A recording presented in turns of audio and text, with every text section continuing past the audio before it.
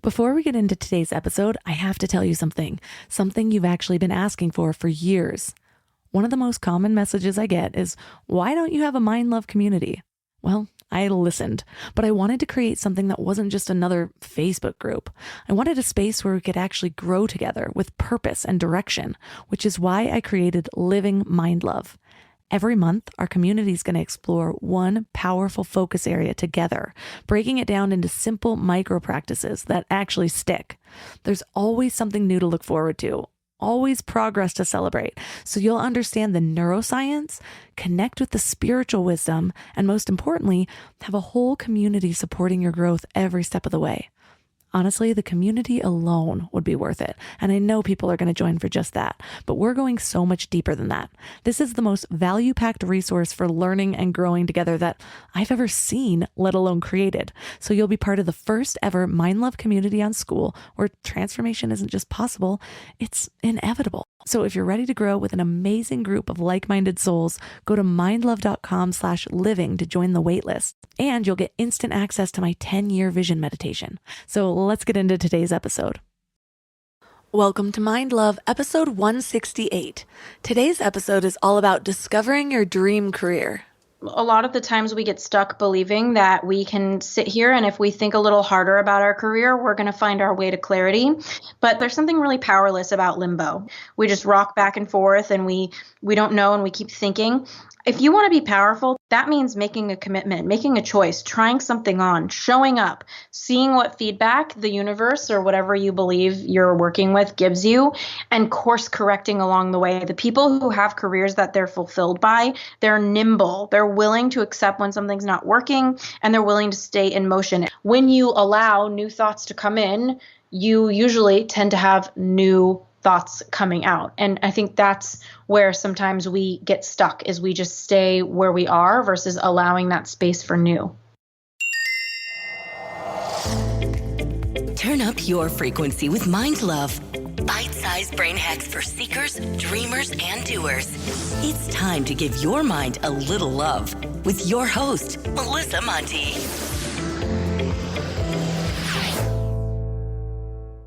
Hi, friends. First of all, if you haven't subscribed to the podcast yet, make sure to hit the subscribe button so you're always updated about new episodes. Plus, you want to know basically the best way to give back to your favorite podcasts? Actually go to the iTunes app and leave a 5-star review. Reviews are scientifically proven to make me love you more. That's just how it is. I love you when you leave me a review. You sit in my heart for days at a time. No, but seriously, they really help the growth of the show. They're probably the number one thing that you can do besides supporting my sponsors or joining the membership. So it's an easy, free way to give back to a podcast you love. And if you do leave me a review, send it to me at MindLoveMelissa on Instagram, and I'll send you a free meditation track. Today, I'm going to read a review from Margot Lynn 88. She said, I have listened to this podcast from the beginning. I love how Melissa brings stories and examples in when she's interviewing the guests. Each week inspires a new thought or action. Well, thank you so much, Margot. This is exactly what I'm going for with this podcast, so you are my favorite person this week. I think we're all going through a lot of transitions lately. The world has changed a lot. Maybe you got laid off from your job last year. Or maybe your job pivoted to remote working. Maybe your job is just different than it was a year ago. Maybe you're just entering the job market right now. Or who knows, maybe you're thriving. I hope you're thriving. That would make me happy. But whichever it is, chances are you've gotten some clarity on what's really important. Or at the very least, you've become clearer on what you don't want. Think about it. Crises tend to cause us to reprioritize. We start to realize that life is precious. We don't have as much time as we think, and depending on your beliefs, this may either be your one life, or it's your one life with this specific personality. So we start to realize, why are we wasting any time on things that don't light us up? And your career is a huge part of that. Our careers make up most of our waking hours. Most people schedule everything else around their careers. And if you absolutely hate what you do, that means you hate a huge part of your life. But that realization isn't the hardest part. Making a change is the hardest part. You've already invested so much into this career, these coworkers, these skills, maybe your clients. It can feel like you're totally starting over. And that shit's scary. But think about this. What's scarier? Taking a leap into the unfamiliar? Or knowing full well that how you're going to be spending most of the rest of your life just totally sucks? For some reason, we humans think change is the hardest part. But when you really think about it, consciously choosing what you don't want every single day is a whole lot harder. But here's the thing about the unfamiliar. If we don't break it down, it holds all possibilities, which means it could be the best thing that ever happened to us. And it also holds our worst case scenarios. And because our brains are built for survival, we feel the worst case scenario when we contemplate the change more so than we feel the best, unless we do something to consciously sort of program our brains to prepare. That's why in my courses and my coaching, the first step I always lead you guys through is priming your brain for change. We need to get really clear on what's important to us, why we're seeking the change, and what's at stake if we stay where we are. The more clarity that we can get around this new vision, the more the new positive details overpower our brain's natural instinct to prepare for the worst. It helps us move out of our fight or flight, or just paralysis, and it sets us up to start making moves towards what we really do want. But here's the other thing that we also need to get clear on, besides just why we want to make the change, and that's what that change is going to be. Most of us can't just quit our jobs if we don't have something lined up already, let alone if we have no idea what to line up. And if you've been in one job or field for years, it might feel like your options are limited. But with a little introspection, you may realize that your unique skill sets, or even the energy that you bring to your work, might include a lot more possibilities than your mind is allowing you to see right now. And that's what we're talking about today. How to discover your direction, whether you're starting from scratch or making a change, so you can design your dream career. You may remember our guest, my good friend Ashley Stahl. She's been on a few times.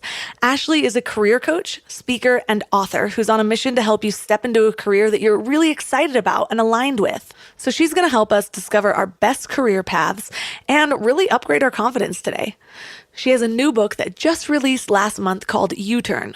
Get unstuck, discover your direction, and design your dream career. And 3 key things we will learn are how to discover your core skill set, the difference between passion and interest, and how to see yourself beyond your current identity. But before we dive in, do you wish you could start each day with a little more clarity towards your highest self? Just sign up for the Morning Mind Love for daily inspirational messages right to your inbox. I get messages from people every single day about how the Morning Mind Love is their favorite way to start their day, or that the message that came through is exactly what they needed to hear. It's kind of like your own personal inspiration oracle. Just visit mindlove.com and sign up right there on the homepage. Plus, you'll get some amazing free gifts when you do, like a free guided binaural affirmation meditation designed to rewire your brain to your highest self. And you'll get one of my favorite tools, a booklet of my personal power lists to help you gain clarity and live each day with intention. And it's all completely free. Just go to mindlove.com to sign up. Or if you're out and about, text the word morning to 33777. That's morning to 33777. For some reason, in this episode, the recording of my voice sounds a little bit weird, which is kind of annoying, but I am upgrading to a whole new setup, so hopefully this won't happen again. And now let's welcome my friend Ashley Stahl back to the show. Thanks for having me again. It's happy to be here with you and talk about all things career clarity. So since we've last talked, I know that you have to be using some of your own experience and skills that you teach, even just navigating your own career. What has been your experience, especially this last year, of kind of navigating your own career shifts? You know, I think one of the most important messages that I've had for myself and also for clients or people who are reading my book and et cetera is just to also manage your own expectations. It's almost like we hold ourselves to an unrealistic bar in our career where we expect everything to be great all the time. And if we have a downturn or we have kind of an off month, I think sometimes we relate to that in a way where we put pressure on ourselves to make it better versus just sit with the fact that we're having an off month. And it doesn't always have to mean that your career isn't great. And I also think remembering, like, we call it work for a reason. And even if you love what you do, there's going to be certain pieces of it that feel like work. And I always look at my clients or people in courses or even people who listen to my podcast and DM me, I often just remind them, like, if you like your job 80% of the time, you're doing incredible, you know? And so that's 1 out of 5 days a week that maybe aren't, you know, being spent doing something you absolutely love, I think is a reasonable expectation to have. And I think that's really spared me from being irrational in my career or making moves that don't necessarily serve me long term. I love that. And even if it's that 80% of liking 80% of what you're doing on just a day-to-day basis, which means that every day is still going to have those tedious tasks that we have to show up for. And especially when there's so much going on in the world, it can make certain things that you used to like feel differently. And what I've been finding too is, you know, we think that we're going to like find this purpose or find our career, our dream job, whatever it is, and then it's just going to be set from there. But throughout that journey, there's still so many decisions to be made and so much clarity to find. So just because you've made that first decision doesn't mean you're not going to be making a decision for the promotion or where you move your business or what you expand into next. Like, you're always still finding that clarity and moving in some direction. 100%. I feel like the thing about life purpose is that it moves, you know, and when you aren't allowing yourself that space to explore and that space to be in a transition. And speaking of transitions, we're always in transition. You know what I mean? Like, it's not realistic to think that we've gotten somewhere, because just when we get somewhere, I heard somewhere, I think it was on a podcast interview I did with Emily Fletcher from Ziva Meditation. She talked about how there's 3 different energies. There's creation, maintenance, and destruction. She said at any given moment in your career, especially, you're in one of those 3 energies. And if you think about it, it's really interesting because either you're in creation and you've got a vision and you're making something happen, or you got there, whatever there means for you, and you're maintaining it, or you're kind of around the corner from destruction, like whatever that thing is that you've been maintaining isn't working for you. The times have changed, the market's changed, and now you have to kind of go into destruction so that you can get back into creation. And so, you know, I've kind of looked at my career as a constant transition, and I'm always taking the skill set that I've built and using it in a different way. And as long as I'm using my core skill set, who I truly am, what gift I truly have in the world, I understand that it's going to look many different ways. And I think this is a message that I would have for anybody listening to this podcast is know what your core skill set is. I have 10 of them I write about in my book. And once you know what that is, keep taking that with you into your career. Don't put so much pressure on what the title is that you're doing or, you know, the niche that you're in. It's more about the responsibilities you do and really sharpening your skills. So these 10 core skill sets I'm really intrigued about, because I find that a lot of us have difficulty finding clarity on what we're good at or even who we are sometimes, because we get so used to either following what we think is going to make us the most money, what our guidance counselor told us to do, or what we've just been doing before. How do you start to get clarity on what those skill sets are? Yeah, you know, one of my favorite questions that I always recommend people ask the people in their life and kind of choose a variety, like maybe it's a couple of close friends, your parents, and then it's maybe a couple of colleagues or people that you're not super close with, but that do have some sense of you. I love to ask them, when have you seen me at my best? And I always recommend texting it or emailing it and telling them like, hey, I'm listening to Mind Love podcast and this crazy career coach told me to text you and 5 people this question. But what you'll notice is that when people respond to you, it's great that you have it typed out. You can read it, kind of process it.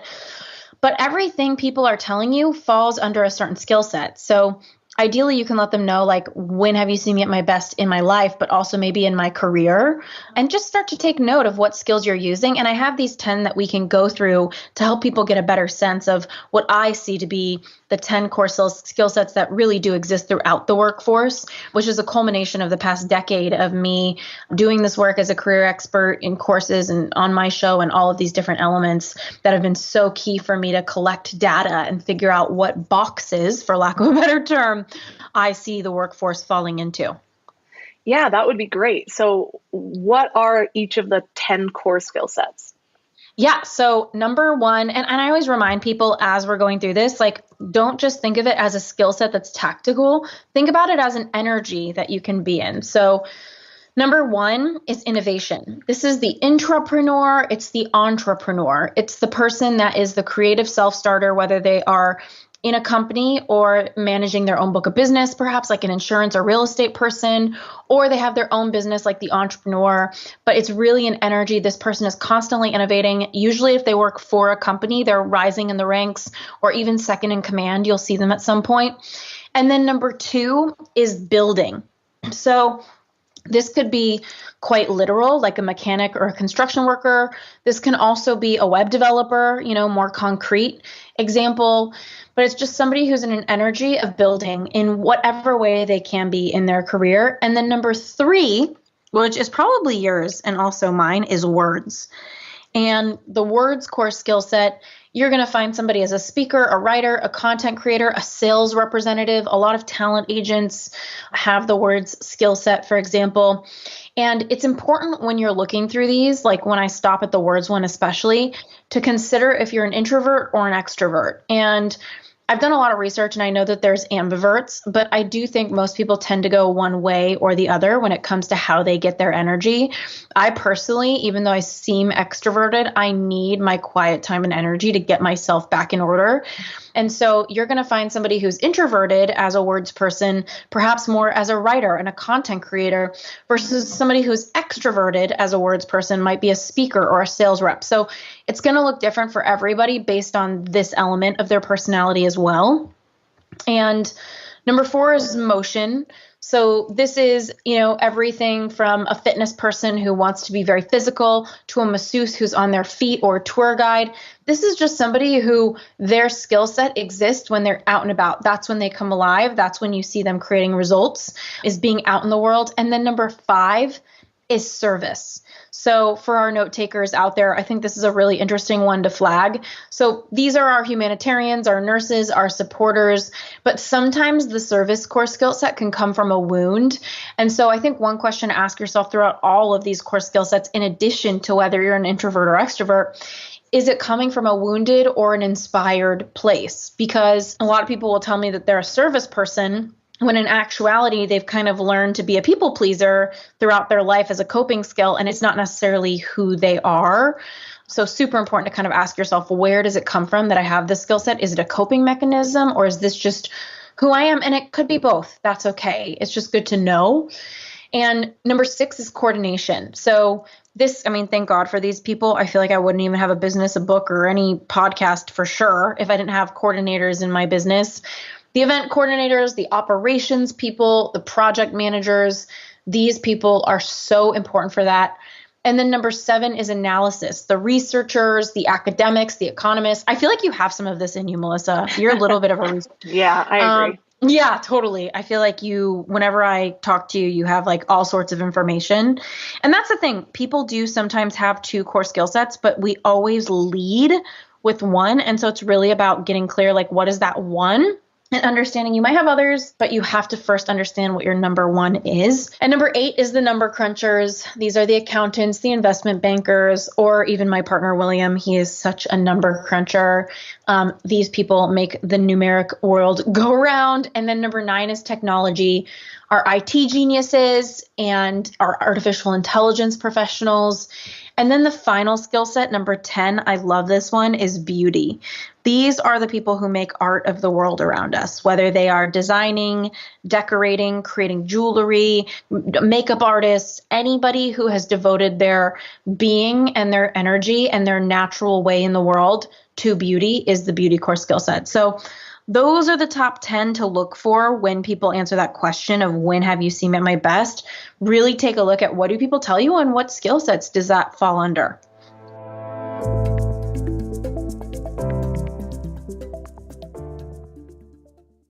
Before we go deep today, I want to give you a little gift, and I want to give it to you every single day.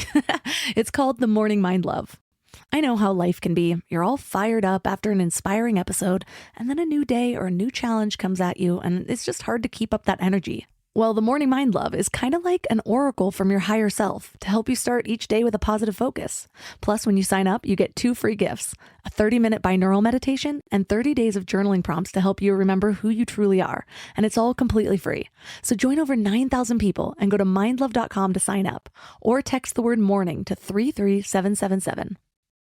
Let's talk about legacy for a minute. We're all working so hard on personal growth and building better lives and creating something meaningful. But how do we protect everything we're building? Look, I know life insurance isn't the sexiest topic, but it might be one of the most loving things you can do for your family. We kept putting it off. It's funny how things never feel like a priority until you need it, which is the total wrong way to approach life insurance. But now that we have kids, there is no way I'm taking a chance that they won't be taken care of if something happens to me. So suddenly, this was our number one priority. And SelectQuote makes it surprisingly simple.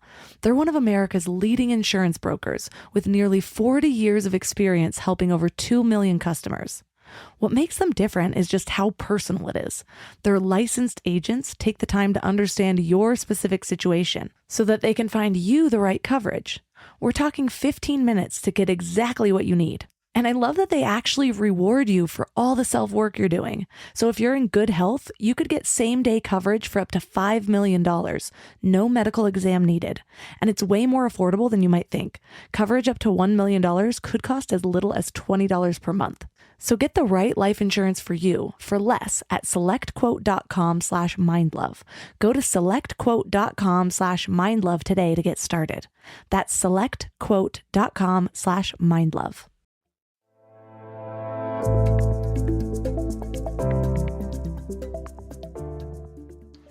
What I love about these is really, if something isn't telling a person to first get in touch with who they are before they make a decision, I don't really trust it that much, because I find that almost everything that really involves a big life decision is first understanding who you are at your core.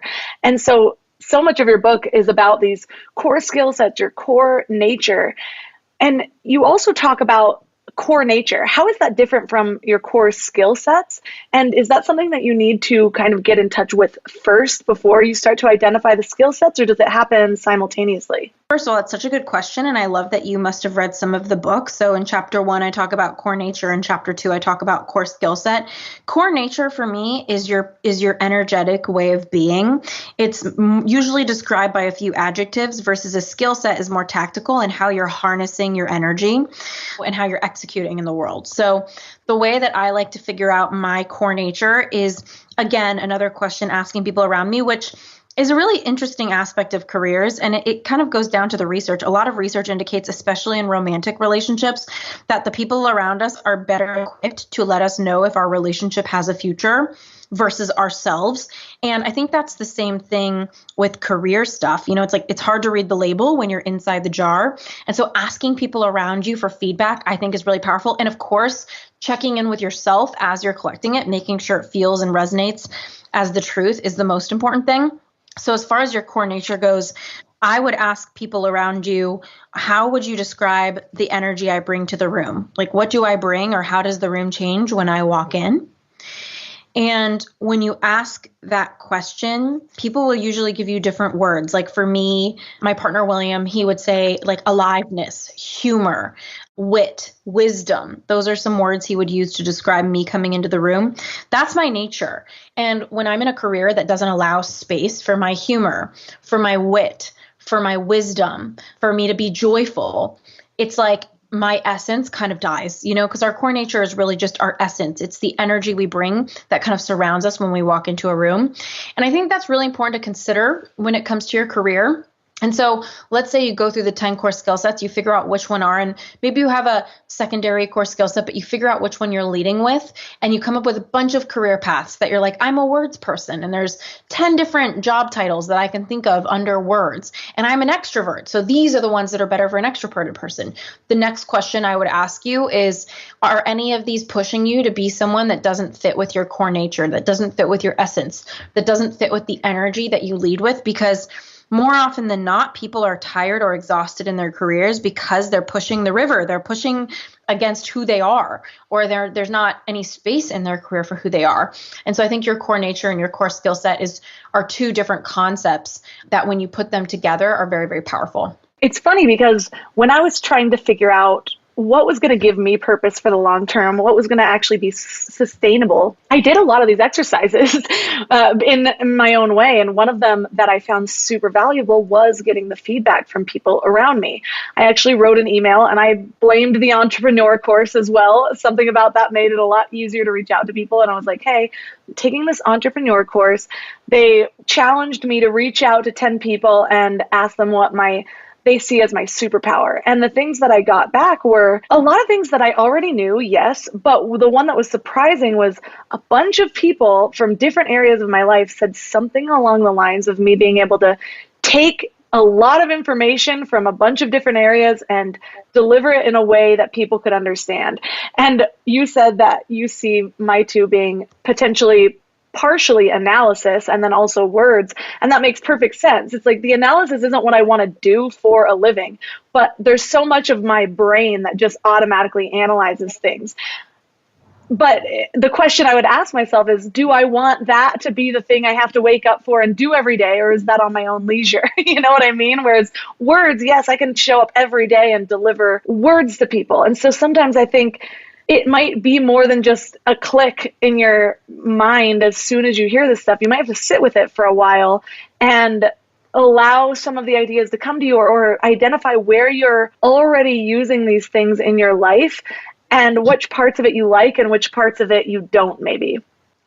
Definitely. And you're touching on something I think really important that I talk about a lot in my book, which is the difference between an interest and a career path. Because like you take me, for example, I've been on this podcast before talking about having worked in counterterrorism. And what's so interesting about that was I remember these moments in grad school, and I write about this, where I would go to a 5-hour lecture and I would come out for happy hour with a bunch of students and they'd still be talking about politics or national security. And I would feel like inside of myself, like, okay, come on, we've already been in a 5-hour lecture. Let's talk about something else. And I realized that's just because I was interested in politics and I wasn't committed to it as my career. And that's the thing about interest, is that your interests matter, but they're the backdrop of how you use your core skill set. Like, I'm interested in travel and 5-star hotels, but if you make me a chef in a 5-star hotel, it's not going to be a good fit. And so it's important for me to remember, my words core skill set is going to be front and center of anything I do, and my interest is going to be in the backdrop of whatever I do. And so the sooner people can stop asking themselves, what industry do I want to be in, or do I want to move into this industry? And the sooner they can instead ask themselves, what's my core skill set and how can I make sense of it in this next industry I want to hop into? That's where the gold really is. Right. And another example that I've shared on this show before is I started a travel blog before I started Mind Love, because I love to travel. I was already traveling around the world, and who doesn't want free travel and amenities and all of that? And when I began to do it and started to find success, I quickly realized that the last thing I wanted to do when I was on my vacation was to make it work. And so it very clearly separated this interest of mine versus what I actually wanted to make a living off of. But what I found difficult during that process was a big part of me started to be worried that, wait, am I just talking myself out of this because I'm afraid of my own success, or is this my internal guidance finding clarity through action? And I know that one of the things that you teach about is really deciphering between fear and inspiration. What are your steps to get clarity between those two things? Yeah, it's fear versus intuition, fear versus inspiration. I think, everybody has their own perspective on intuition, but my big perspective on it is that it's absolute. It's not emotional. And I think there's a big difference between a feeling and emoting. A feeling sounds like it's hot outside. Like emoting sounds like it's hot outside. Now I need to get my hat. I'm going to get a sunburn. I need to, it goes off into fear. It goes off into a spiral. It goes off into a story. And so I find that that's the same thing with intuition versus fear. Intuition is absolute. It's usually quite quiet, and it's usually a yes or no. It usually sounds like this is good for me. This isn't good for me. And I think the sooner that people can kind of realize what that inner GPS is saying to them, the better off they are to truly notice when they're being pulled towards something. And another thing about intuition in our career especially is it's always on. So whether we're noticing it or not. So if we are talking to somebody and we're totally inspired by them, usually we'll feel some sort of nudge. And if you don't feel that, it's like start paying attention. Just start paying attention to your conversations, to how you feel. Ask yourself in the middle of a conversation or in the middle of internet research, if you're looking at career paths or on a website looking at career stuff, ask yourself, like, how do I feel right now? Not just how you feel in your body, but mentally, like, are you getting a message of this feels good, this doesn't feel good? That's intuition. And so I think that level of simplicity, it's almost like we want our careers to be more complicated than they are. But I do think that level of simplicity is really where it's at. So when you start to find these little breadcrumbs, I guess, towards what might be able to light you up more than you found in the past. I mean, a lot of people haven't ever found that before. So it's going to be this new experience.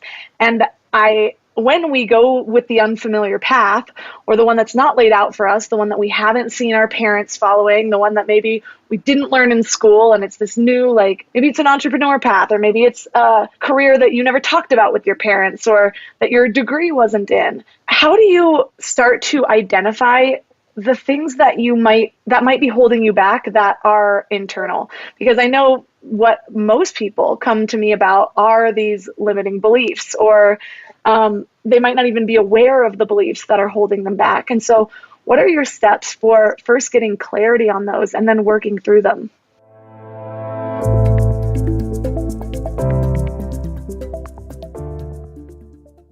Add excitement to your holidays with Ohio Lottery Holiday Scratch-Offs, including $1 holiday cash and $5 holiday lucky times 10, or Holiday Bonus Millions with a 200 times multiplier and a $2 million top prize. Plus, enjoy second chance drawings where you can win 10 times, 100 times, or 1,000 times the price of your ticket. Scratch-Offs make the perfect gift, and best of all, there's no wrapping required. Lottery players are subject to Ohio laws and commission regulations. Play responsibly. This episode is brought to you by LifeLock. The holidays mean more travel, more shopping, more time online, and more personal info in places that could expose you to identity theft. That's why LifeLock monitors millions of data points every second. If your identity is stolen, their US-based restoration specialist will fix it, guaranteed or your money back. Get more holiday fun and less holiday worry with LifeLock. Save up to 40% your first year. Visit LifeLock.com/podcast. Terms apply.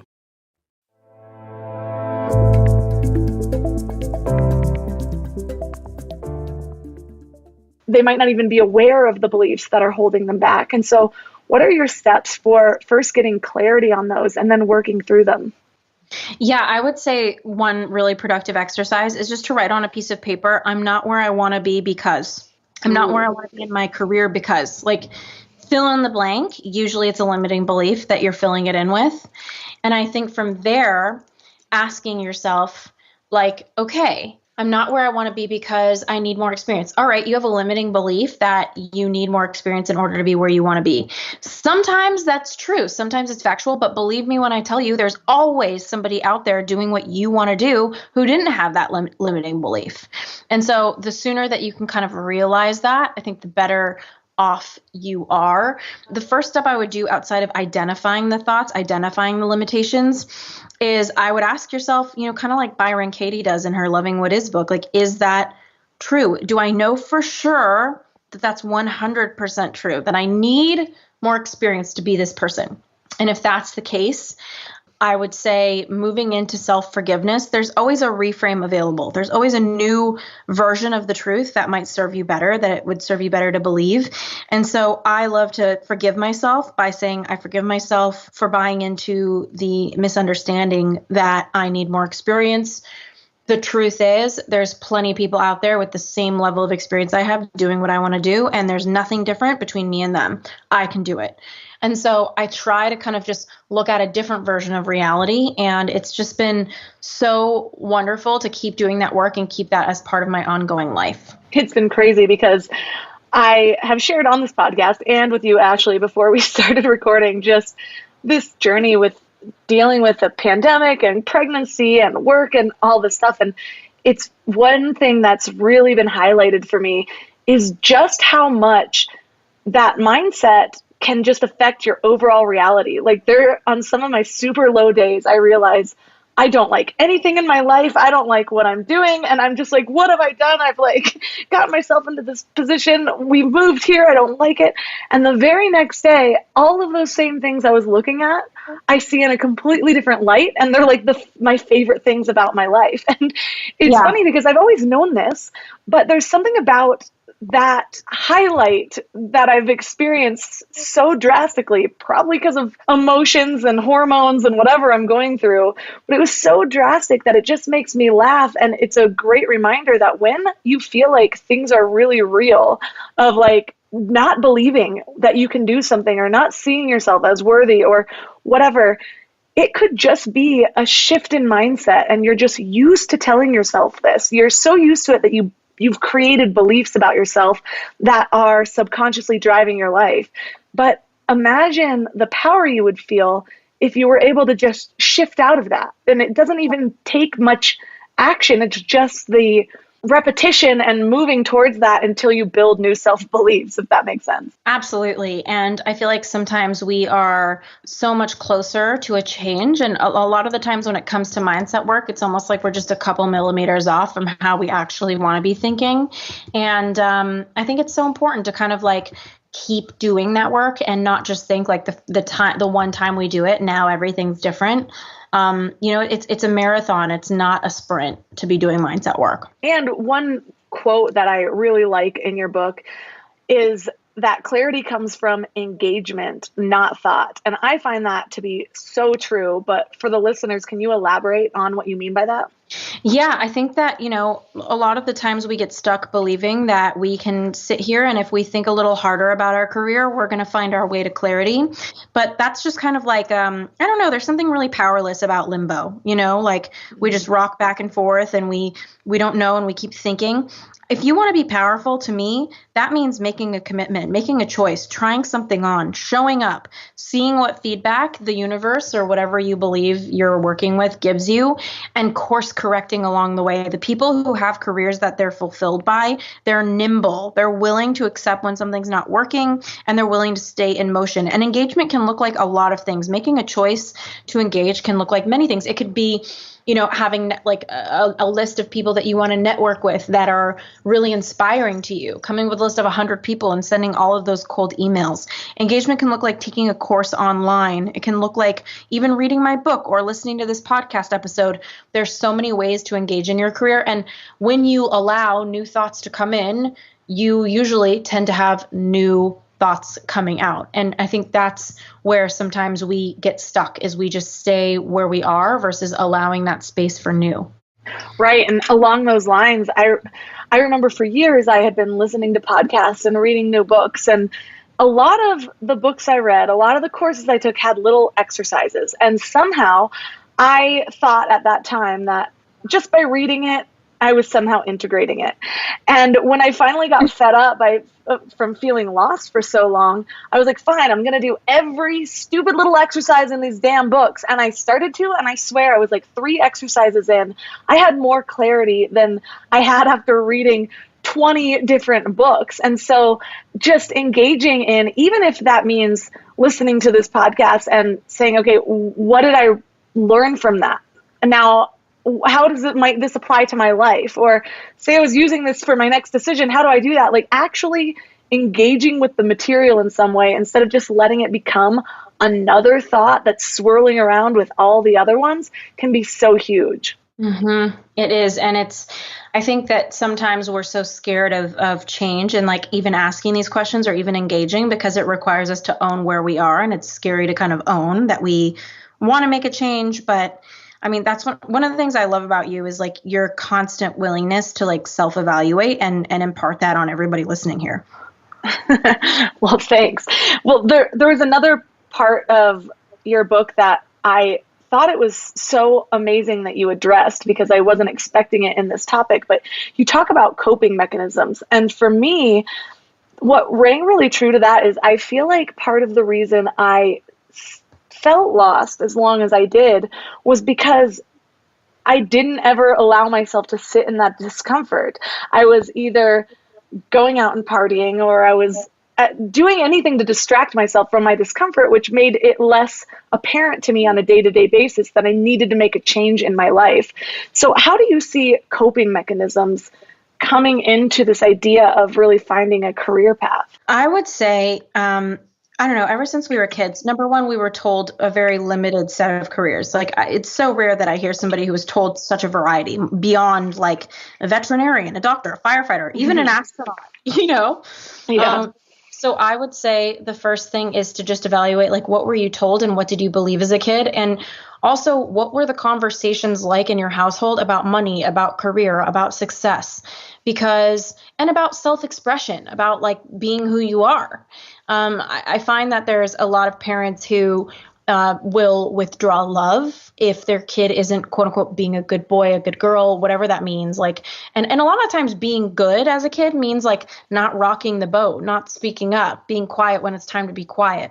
And so I think we learn a lot of coping tools to contort ourselves around the world around us so that we're rewarded with love. And it becomes so automatic and insidious that we are not realizing where we aren't being ourselves. It's so natural for us to go off course. And so I would just recommend for anybody to just really do an inquiry into their journal or just their morning meditation or whatever practices they have. And if they don't have a practice, maybe consider trying one on. I love journaling. And I always will start my journal with just a question at the top of the page that says, what do I need to know? And I just let my hand write. And so I think for anybody listening, it's like, what do you need to know about your childhood that has influenced the way you operate in the world? What are some memories that you have that influenced how you see your career? What do you remember about your mom, your dad, or any of whoever your caretaker was and how they experienced their career? And what message did that send to you? Or what moments were you in with them that really influenced the way you see what's possible for you in your career? I know for me, something I read about in my book is money mindset, because my dad made and lost a lot of money and I had to watch that.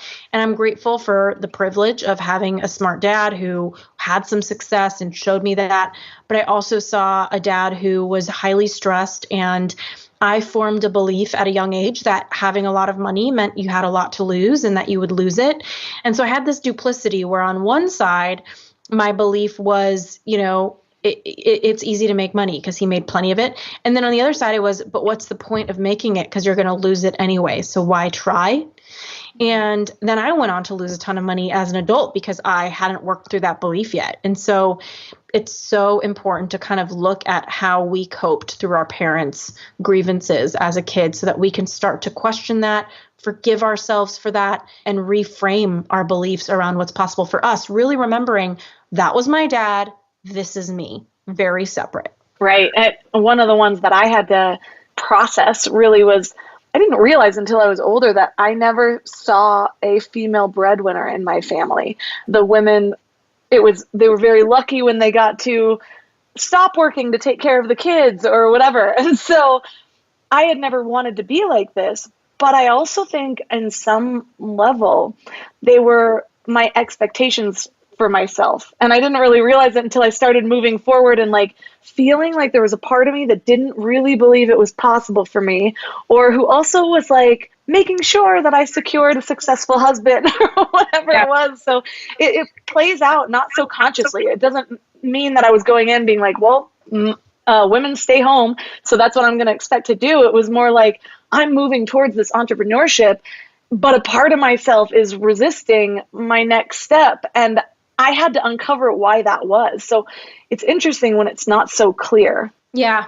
Totally. And I think that there's also a lot of shame sometimes, and that's a coping strategy or it's just clarity. Like some women or even men out there want to have a partner who's a breadwinner and they want to raise a family. And there's something really noble about that too. And so I think sometimes we were taught to be ashamed if that's the kind of partnership we want, or we're judged for that. And so I think that it's also, on one side, it's subconscious and it can be wounded. On another side, it could be totally inspired. And there's just a lot of social shame, I think, from the feminist movement for people to say, hey, like, I really want to raise a family and I don't want to be a breadwinner. And so I find that these are all different influences on our coping mechanisms and how we show up in the world and the things that we say.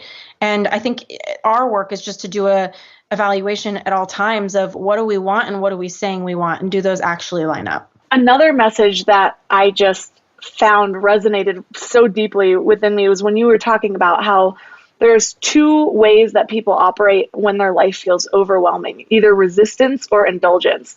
And there is just something about it, because I've heard resistance a lot, but indulgence, when I read that word, I was like, oh my gosh, so there are the things I resist, but man, I indulge in all of the things. So can you talk about how does that show up in people's lives? What do they look for when to identify if they're either resisting or indulging?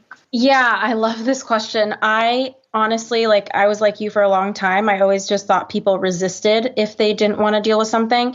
But indulging is such a different way of dealing with something.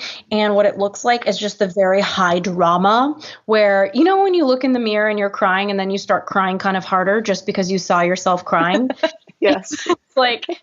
It's like your little cry makes for an ugly cry. It's just an indulgence. And sometimes it's okay to indulge, but I would say it's also kind of like the wounded feminine where, if I'm in a state of being highly emotional and beyond processing it, beyond working on something, I'm just wanting to be in the emotion of it and the drama of it. It's like that's a bypass. That's a bypass from really facing what you want to face. And so I think anybody listening right now would probably know, what's their go-to? Do they tend to resist things and pretend they're not there, or do they tend to indulge in it? And indulging can also look like talking about it a lot, but not doing anything about it. Right. For me, it even comes out in my coping mechanisms. Like, for example, I remember I was deciding to give up wine, and this was a few years ago. And I was sitting there thinking, okay, I'm going to give it up I think I was trying to give it up for a month. And so the day before, I opened a bottle of wine. I was like, I'm going to finish this whole thing. And I didn't even want wine that day, but I'm just like, I'm going to indulge all the way into this so that I can feel the contrast tomorrow. And looking back on even just having the kind of eating disorder that I did, or my downward spiral, was basically a whole case for indulgence. So it's something that I need to watch out for. But what do you feel like is the healthy way to go when you notice you're either resisting or indulging? I love a good timeline. I love to just say to myself, oh, wow, I'm totally indulging in the fact that this thing isn't working and I'm really sad about it. So I feel sad and I don't want to deny my sadness or invalidate myself. So I'm just going to pick a timeline where it's after this point, I'm allowed to be sad, but I'm not allowed to let it take me in the way that it is. It's funny. There's a lot of judgment sometimes on distractions, but there's a whole field called dialectical behavioral therapy where distractions are actually seen as very, very healthy, and they become avoidant when you're just indulging in them so much that all you're doing is distracting yourself. So I would say, if you're indulging in your emotions, sometimes setting a timeline is really productive. Other times, coming up with some healthy distractions, whether it's reading a book, watching a movie, seeing a friend, is actually a very healthy coping tool. And sometimes when we get ourselves into a different environment, we kind of let loosen our grip on the environment that we were creating for ourselves prior. So I would say anybody who's indulging a little bit, maybe it's time for a healthy distraction, or even just to give yourself a deadline. So a lot of what we're talking about is really getting clarity on possibly changing your career, finding a new career, but so many people identify with their careers. I mean, you ask somebody, hey, I'm Melissa and I do this. It's what we do tends to follow immediately what our name is, and this is how I want you to see me. So I know there's so much. I mean, some people even have a whole crisis of identity when they're switching career paths. How do you use this idea of identity as you're transitioning? Because I know for me, sometimes this identity that I've built can be a huge benefit, but if I'm creating a container around myself, it inhibits me from moving forward. So how do you really approach the idea of identity, and how do you move or allow it to expand as you expand? Well, one of the things that I love about the 10 core skill sets is that usually doesn't change over time. Like what your natural gift is usually will stick with you. Like it's not like words is my natural gift and then I'm going to wake up in 10 years and love research. Like maybe, but not likely. Usually it's like what your skills are what your skills are. And even if you grow new skills or harness new skills, they don't necessarily match the potential that is there with your natural God-given skills. And so I would say when you're making a transition, really ask yourself, how can I reflect on the ways that I've used my core skill set in a way that is relevant for the next place that I want to go? So if you're working in tech and you want to transition into communications, how have you been using your core skill set you're going to bring with you into communications in technology so that you can make sense of your transition when you're communicating about it? That makes a lot of sense. It reminds me of when I was actually first learning how to set goals. The very first time I learned how to set goals, it was like these very concrete goals, and then I would get to them and immediately feel, well, first excited, and then all of a sudden the luster would wear off. One of my friends, Kelsey Ramsden, calls it the success hangover. And so somebody taught me to start figuring out goals based on my values, because those are the things that are going to be, each goal can basically expand on that value to where instead of here I am, I'm done, I am able to keep adding building blocks to that particular value-based goal set, if that makes sense. Absolutely. And I think that you're touching on something really important is like the idea that we are building. And so as we keep following what feels good and we keep using our skill set, there's going to be a lot of opportunities and purpose on the periphery of that. And so staying open and not so laser focused on what your vision is, but holding your vision lightly and keeping space open for what might be next is so important. How do you go about setting your goals? Because I know you have basically a blueprint for this of really making sure that your goals are aligned with what lights up your soul. Yeah. I got this one question from Mary Morrissey, and she says, whatever your goal is, you write at the top of the page, what can I do from where I am now with what I have now to get closer to, and then you insert your goal.